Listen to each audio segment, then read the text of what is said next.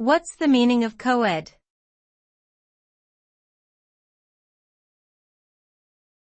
Coed.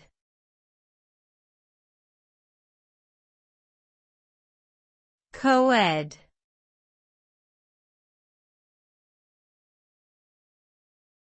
Coed.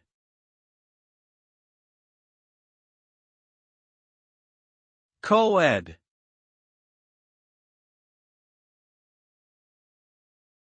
The term coed refers to a person or an institution that is open to both male and female students. It can be used to describe a college, university, or other educational institution that is not gender-specific. The term can also refer to a young woman who attends a school or college where both males and females are enrolled. In general, the term coed is used to refer to an educational environment that allows for the inclusion of both genders, providing opportunities for social and intellectual engagement between all students.